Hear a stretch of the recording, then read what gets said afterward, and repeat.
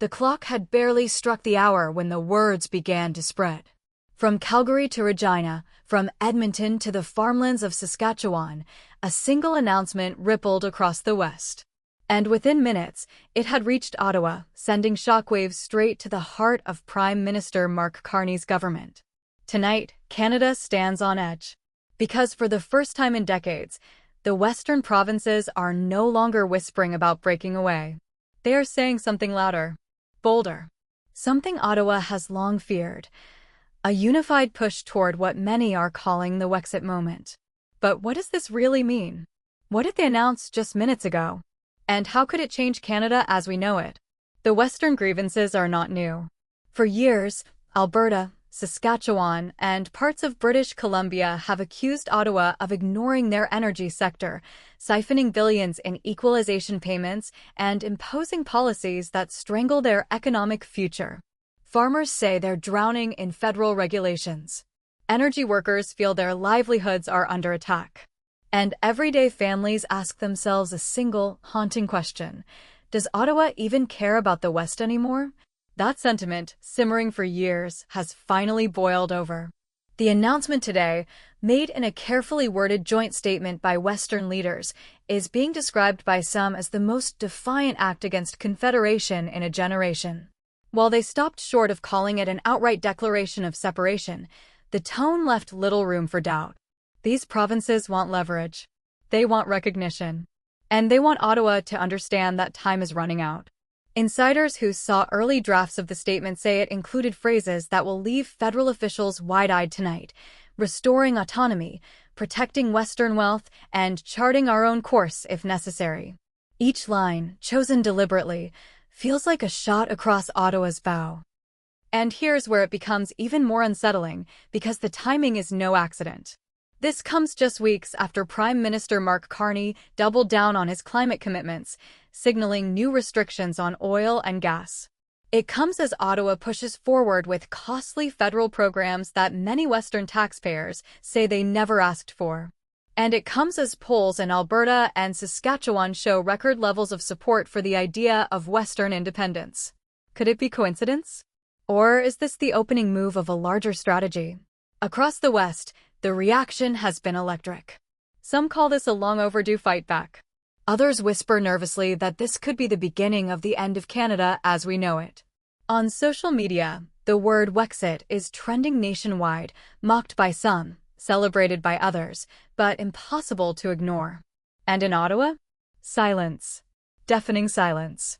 The Prime Minister's office has so far declined to comment, leaving the nation to wonder, is Carney caught off guard? Or is he preparing a measured response that could either calm the storm or ignite it further? But here's what makes this moment truly dangerous: uncertainty. Because no one knows what comes next. Will the Western premiers push for an immediate referendum? Will they demand new powers in areas like taxation and resource management? Or will they hold back, using this announcement as a bargaining chip in a high-stakes showdown with Ottawa? Remember, Canada has been here before. In the 1980s, Alberta's anger nearly exploded after Pierre Trudeau's National Energy Program. In the 1990s, Quebec came within a whisper of voting to leave the country altogether. But what makes this moment different is the unity of the West. For the first time, multiple provinces are speaking not just as individual players, but as a collective force. And that changes everything. Behind closed doors tonight, strategists are already gaming out the possibilities. Could this spark an economic standoff?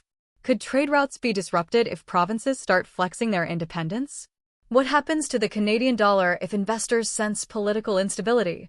And perhaps the most haunting question of all, if one province actually votes to leave, would Ottawa even have the power to stop it?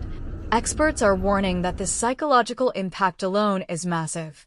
Just the hint of a coordinated WEXIT push rattles the national identity. For ordinary Canadians, it raises deep, unsettling questions. If Alberta leaves, do Saskatchewan and Manitoba follow? Would British Columbia be torn in two, with its interior siding with the prairies and its coast clinging to Ottawa? Could Canada fracture in real time, province by province? Nobody has the answers. Not yet.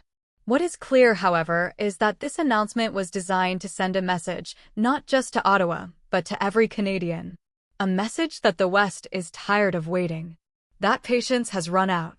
And that unless something changes, Canada could be standing at the edge of a historic rupture. Already, rumors are swirling of secret meetings between Western leaders and international trade partners.